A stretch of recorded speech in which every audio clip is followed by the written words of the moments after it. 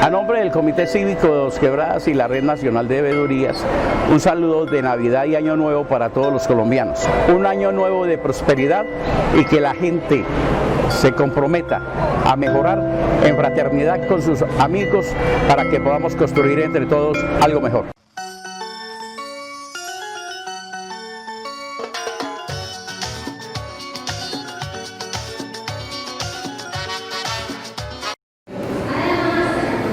Eisenhower de Llanón Zapata, muy buenos días. Buenos días.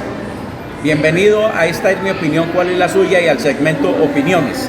Eisenhower, el pasado miércoles 9 de diciembre y jueves 10 de diciembre se celebraron dos eventos, más para la vitrina que para la realidad en Colombia. Se habló el miércoles de la anticorrupción en el mundo y se habló el jueves de derechos humanos. Todo queda para la vitrina, conferencias, eventos para hablar de los temas, pero que al final no hay solución ni hay hechos reales para poder hacer la defensa de los derechos de ciudadanos y el asunto de la corrupción en Colombia. Bien, como lo dice usted, Jorge, y para todos los amigos de Esta es mi opinión, ¿cuál es la suya? Efectivamente hay un discurso muy fluido y le cabe toda la teoría frente al tema de derechos humanos y el tema de corrupción. Pero aquí en el tema de derechos humanos hay que decirlo que hay un problema grave. El gobierno, la sociedad y todos nosotros hemos perdido el año en materia de derechos humanos, sobre todo en este último año, porque la pandemia, usted sabe que mostró lo peor, las peores crisis que tenemos en materia de nuestra sociedad.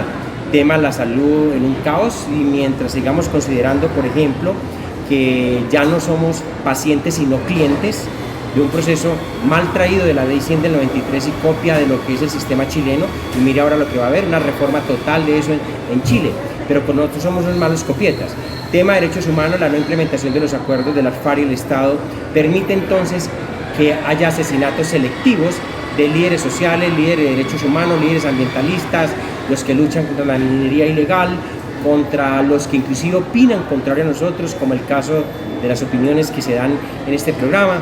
Es una gama de muchas cosas. Los que firmaron el acuerdo de paz inclusive han aplicado como que el tema que vale morir para poder morir, para poder firmar la paz, como se está haciendo con los actuales reincorporados, porque muchos de ellos les está pasando lo mismo que pasó con la Unión Patriótica aquí en este país, de manera que en materia de derechos humanos inclusive se trata de criminalizar la protesta general de todo lo que suene a disidencia al gobierno, y esa es una situación bastante complicada. El tema de la educación sigue siendo grave porque muy pocos tienen acceso. Esta pandemia demostró, por ejemplo, que muy pocos tienen acceso a la comunicación sincrónica para efectos de la educación, y eso nos lleva pues al traste a nivel nacional. Tema del medio ambiente, estamos deteriorándose, la maquinaria que se está moviendo en materia mineroenergética significa también destruir parte del medio ambiente para producir ganancia vía minería. El tema de la explotación vía narcotráfico, vía gota a gota, que usted sabe muy bien que en esta época de crisis fue el narcotráfico quien sostuvo precisamente esa economía ilícita en la gente, y que no fuera mucho más grave la pandemia. Por tanto, lo que decía el doctor Sanín en uno de los grandes apartes que se tiene es que este es un país donde la mafia sigue teniendo un rol importante en la economía colombiana, y eso también se considera parte también de la violación de derechos humanos, porque se instrumentaliza personas.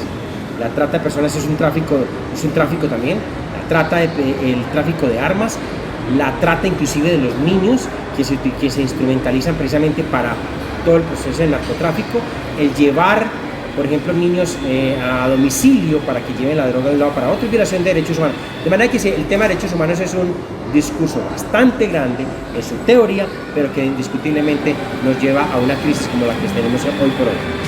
Eisenhower, hoy en Colombia se habla del proyecto de ley 010 para la reforma a la salud, y se habla que también puede existir una reforma tributaria, porque el país en crisis, el país en el problema más grave que hay es el problema económico.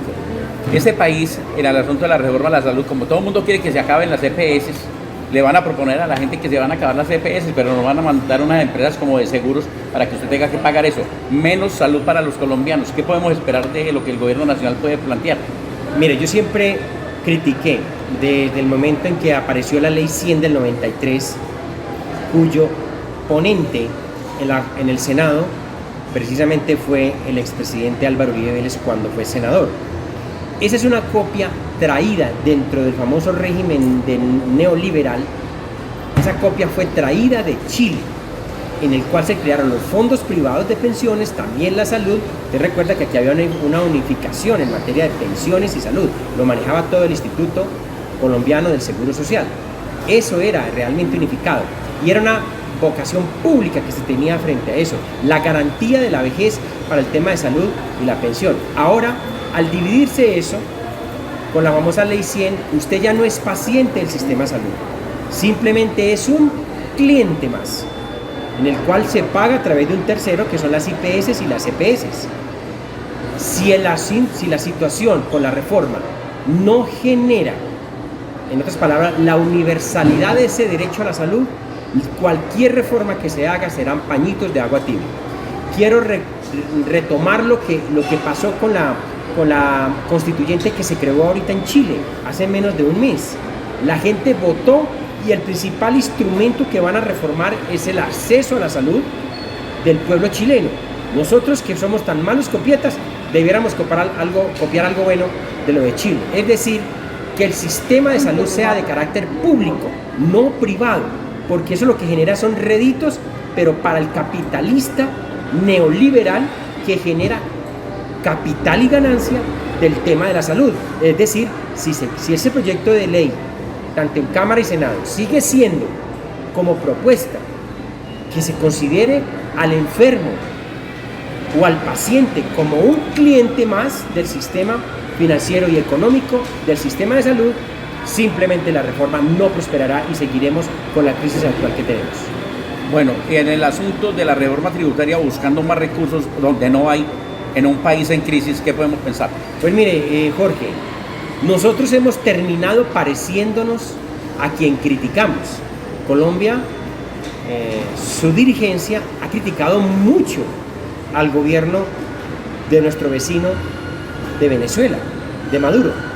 Pero acá nos parecemos en lo mismo, pero no con un visto de izquierda o socialista, sino con un visto de derecha tremendamente neoliberal y tremendamente capitalista.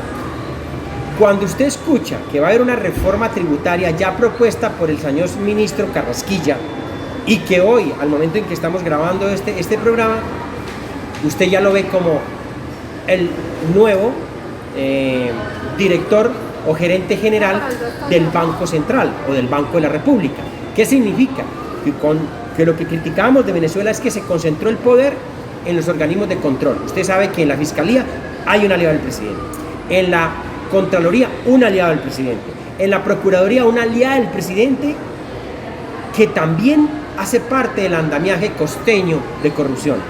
Y para acabar de completar, si el Banco de la República pasa a manos de Carrasquilla, significa que el ministerio por primera vez se pierde la autonomía e independencia del Banco de la República respecto del gobierno de turno. Es decir, el presidente va a tener de bolsillo a un director del Banco de la República, a un gerente del Banco de la República, y nos deja como regalito una nueva reforma que se va a implementar, una reforma tributaria que se va a implementar en los primeros 6 meses del año 2021 para poder avanzar en la famosa crisis que dejó la pandemia. Ahora, el déficit de caja, usted lo escuchó anoche, el Congreso acaba de autorizarle un endeudamiento más al gobierno nacional por 14 billones de pesos. ¿Eso qué significa? Que el gobierno tiene cheque en blanco con toda la cooptación de los poderes públicos para hacer lo que le dé la gana. Y eso es lo que nos va a dejar también el ministro Carrasquilla. A nombre del Comité Cívico de Dos Quebradas y la Red Nacional de Veedurías, un saludo de Navidad y Año Nuevo para todos los colombianos. Un año nuevo de prosperidad y que la gente se comprometa a mejorar en fraternidad con sus amigos para que podamos construir entre todos algo mejor. Bienvenidos a Opiniones, un segmento de Esta es mi opinión, ¿cuál es la suya? Ya llegando al final del año, en este mes de diciembre para todos los colombianos, y lo que ha venido sucediendo a través del tiempo en Colombia y lo que la gente sigue preguntando.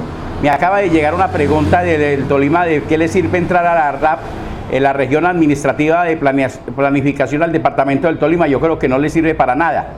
Aquí hay que comenzar a conocer las historias. Existía el Gran Caldas, o el viejo Caldas, que era Risaralda, Caldas y Quindío, y en una pelea de políticos se dividió en tres departamentos, Risaralda, Caldas y Quindío. Hoy vuelven a hablar de unirse. Tuvimos el Corpes de Occidente, que nos tenía unidos, y existían unos proyectos para ejecutar a nivel regional, pero que no se llevaron a cabo. Ahora es hablar y hablar más, meter más organizaciones, más comités, para poder generar mejores condiciones, pero resulta que no es más condiciones, sino pagar más burocracia para gastar los recursos de los colombianos, en este caso de la región eje cafetero, para gastar más plata en gente que no va a producir absolutamente nada. Y traemos a colación eso por lo que está pasando en este momento en el túnel de la línea. Entonces sale el director de Invías y plantea que se pueden ir por letras, que el paso no está restringido por letra. Venga, es que se hizo el túnel de la línea para prestar un mejor servicio, para aminorar distancias, para mejorar las cosas. No ha sido posible. Y eso está delicado y hay que esperar a ver en qué situación va a quedar el túnel de la línea con todo esto que está pasando. No solo con el invierno, sino con obras que posiblemente están mal hechas. El asunto de Hidroituango es un problema de nunca acabar. No sabemos el asunto de la montaña cómo se va a presentar, qué es lo que realmente tenemos los colombianos detrás de todo esto. Y en Colombia nos encontramos siempre y permanentemente en el problema del escándalo. ¿El escándalo para qué? Para polarizar la gente entre los que quieren y no quieren los procesos en Colombia. Tercero, viene el problema con el presidente de la República, que se dedica a hablar y hablar y hablar del presidente de Venezuela y lo que pasa en Venezuela y el país en llamas. El país hoy tiene un gran problema económico, social y político por un lado, y el problema de la pandemia que no para de contar, y como dice el doctor Oscar Gómez, nos están contando las cosas a medias. Por lo tanto, aquí tenemos que comenzar a revisar realmente qué es lo que pasa, y para poder revisar tenemos que hacer lo que dice el doctor Francisco Alarcón: fraternidad, porque nos toca convertirnos en una sociedad más humana y de olvidarnos tanto de los odios y resquemores que existen entre los seres humanos para poder construir alguna cosa. Difícil construir cuando la gente sigue pensando en lo individual y nos olvidamos de lo colectivo, y la pandemia lo que ha ayudado es a volvernos más individuales y evitar la colectividad. Problema grave con una pandemia que llegó para quedarse. Eso lo pueden decir que vamos a acabar con la pandemia, eso ya no lo acaba nadie. Esto ya quedó en el mercado, eso tenemos que aprender a vivir con ella, y si no, apague y vámonos de lo que está pasando en Colombia. El problema, se acaba de caer el proyecto de ley 010, que era la reforma a la salud. Esperemos que se reestructure otra cosa diferente, porque a la gente le van a decir que van a acabar con las EPS, pero las EPS pueden acabarse, pero va a llegar una cosa más perjudicial para el ser humano en Colombia, que van a ser aseguradoras, y la gente que no tenga con qué pagar salud no va a poder tener salud en Colombia. Y el asunto que estamos esperando, reforma tributaria en un país en caos total, con un problema económico general, como lo dijo Eisenhower Zapata. El asunto, no hemos visto todavía el problema económico, porque el dinero del lavado de dinero y el narcotráfico está en la calle. Eso es lo que no ha permitido que este país haya tocado fondo rápido del problema económico que tenemos. Difícil construir en un país donde todo el mundo se dedica a hablar y nadie aporta nada en la acción para poder definir qué es lo que realmente requerimos. Y una sociedad ávida de soluciones que al final solo se queda esperando que hace otro para criticarlo o felicitarlo, pero no para construir en colectivo. Necesitamos más unión para construir entre todos. Y nos vamos con Juan José Guerrero desde Cali, el joven de la Asociación Nacional de Estudiantes de Secundaria, y lo que plantea de la educación en Colombia.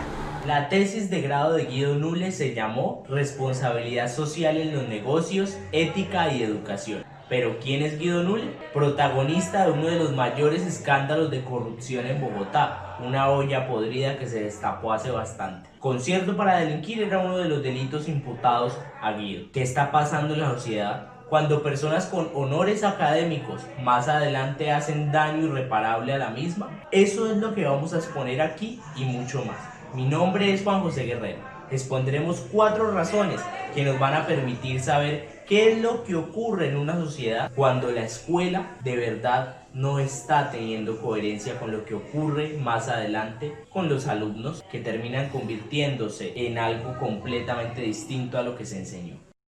El sistema educativo no avanza. Con esto empezamos nuestras 4 razones para entender qué es lo que ocurre en la educación. ¿Por qué no avanza? Cada 4 años el gobierno de turno llega a colocar la política educativa que cree que es importante, pero nunca hay un avance, no hay una continuidad en esas políticas e imposibilita que exista una agenda común para todos los años. En 4 años no se va a poder reformar la educación y eso es lo que está pasando actualmente. Decía Andrés Oppenheimer, la educación es demasiado importante para dejársela a los políticos.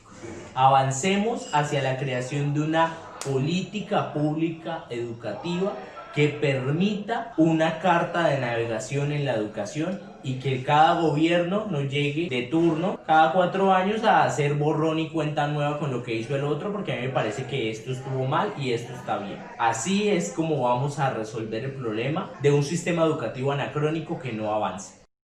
Educación sin plata es nuestra segunda razón para saber qué es lo que ocurre en la escuela. Actualmente en Colombia solo se invierte un 4,5% del Producto Interno Bruto PIB. Esa cifra no ha cambiado durante los últimos 20 años. Es decir, tenemos una inversión de educación pobre comparada con otros países de la región. Cuba invierte el 12,5% de su PIB. Es decir, una enorme diferencia en las prioridades que se tienen en ese país. Debemos de avanzar a entender que la educación es lo más importante en este momento en Colombia y por lo tanto su inversión no puede ser menor. Salones en paupérrimas condiciones no permiten el aprendizaje, maestros sin paga no permiten el aprendizaje, estudiantes sin cobertura de la educación no permiten el aprendizaje y no permiten un avance en nuestra educación. Debemos de avanzar hacia la mayor inversión en la educación. No podemos seguir pretendiendo que es un servicio secundario. Con esta inversión tan pobre y con los 50 billones de pesos anuales que se roban en corrupción, podríamos resolver muchos problemas. Según un estudio de la Universidad Javeriana, en términos fiscales, a la educación actualmente le hace falta 80 billones de pesos. Imagínense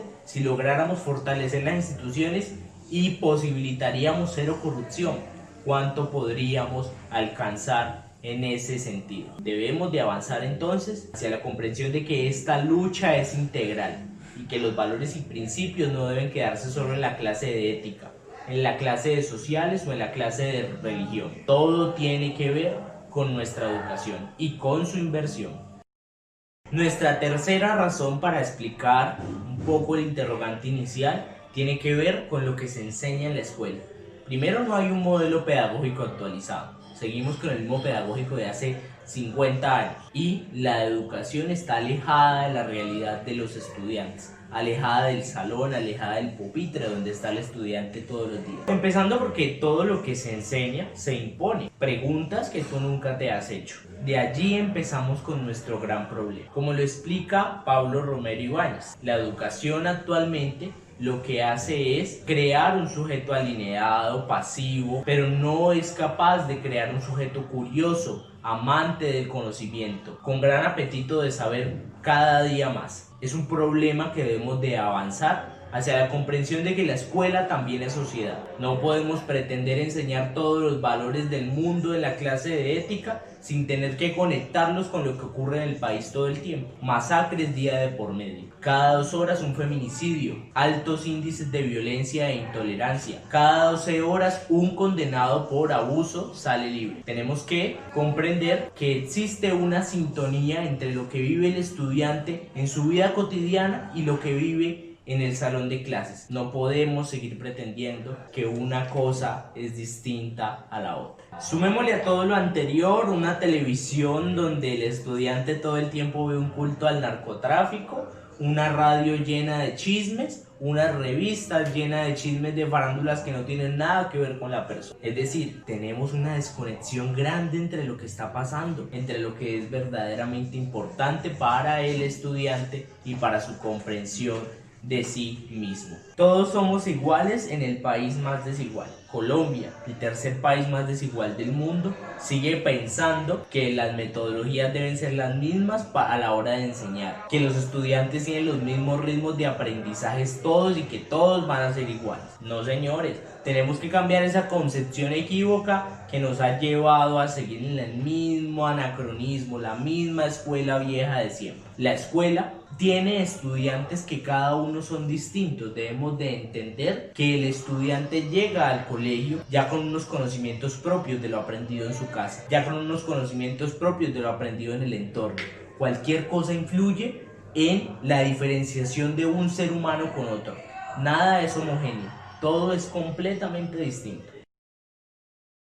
Hablemos de pruebas PISA y Saber. En Colombia actualmente los mejores resultados de esas pruebas provienen de los colegios privados. ¿Cómo no? Si en los colegios públicos a un estudiante anualmente le invierten $3.000, mientras que en otros países de la región son por lo menos $10.000 la inversión anual a un estudiante. Según Ángel Pérez, en Colombia, todos los planes de desarrollo, tanto nacionales como locales, se han enfocado en lo que tiene que ver con la obtención de mejores resultados en las pruebas Saber 11, pero nunca ha existido un proceso pedagógico ni un proyecto de metodologías para la educación más integral que no pretenda solamente que el estudiante es un resultado de una prueba IFES que, como sabemos, es completamente desigual, es completamente alejado de la realidad de nuestros estudiantes. La pregunta es entonces, ¿seguiremos pretendiendo medir a nuestros estudiantes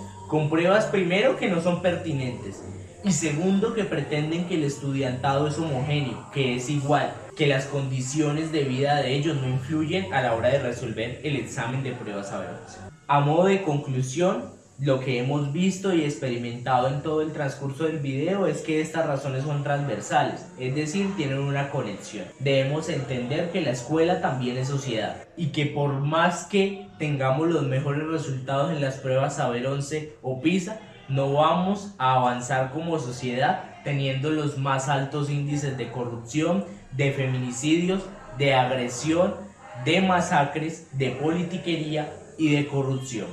Avancemos hacia la construcción de una escuela que también es sociedad.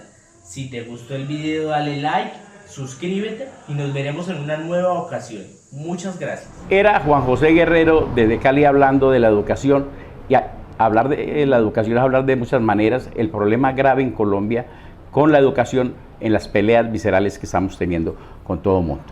Hemos llegado a muchos procesos en Colombia y queremos hablar de lo siguiente. Hoy está en la mesa el asunto de un salario mínimo. ¿Cómo puede hablarse de un salario mínimo donde la población en su generalidad, el 70% de la población, anda en el rebusque? ¿Qué le puede importar a la gente del rebusque el salario mínimo si no sabe ni siquiera qué va a ingresar, cuando hablamos que en Colombia hay gente que vive hasta con $1 al día? Difícil poder construir alguna cosa, y hoy no se sientan unos tipos que dicen representar los gremios, que no sabemos cuáles gremios, y unos representantes de sindicatos que tienen salarios de 4 ceros y hasta 5 ceros, a hablar del salario mínimo en Colombia, para que la gente del estrato 1, 2 y 3, los pequeños productores, el tipo que genera 2 o 3 empleos, 4 empleos, sea el que sufra las consecuencias de esto, mientras que los grandes no van a sufrir el problema de esto. Necesitamos un país con más productividad y, como decimos y dijo el doctor Gilberto Tobón Sanín, necesitamos industrializar el país. Es inaudito que hoy tengamos en Colombia funcionarios públicos más o menos de 4,5 millones de personas, que generan más o menos 17 millones de personas, y que el 70% en el rebusque estemos sacando los recursos para sostener esta clase de gente en el Congreso de la República, en los ministerios, en las alcaldías, gobernaciones, consejos, asambleas, funcionarios públicos que no le aportan ninguna riqueza a la sociedad en Colombia. Todo sale de los impuestos que pagamos, los 70% que estamos en el rebusque. Por eso creemos que en Colombia o despertamos de una vez, como dice sacerdote ortodoxo en el Catatumbo, o despertamos, o qué podemos hacer hacia el futuro. Difícil lo que podemos construir en Colombia si no nos volvemos participativos realmente. Y dejemos de hablar tanto, vamos a la acción, que es lo que hemos querido desde Opiniones, y esta es mi opinión, ¿cuál es la suya? Para hacer un trabajo importante entre todos los colombianos, porque esto es una tarea de todos, no es una tarea de unos y los otros esperando a ver qué queda de los que hacen el trabajo. Y hasta aquí hemos llegado hoy en Opiniones, un segmento de esta es mi opinión, ¿cuál es la suya?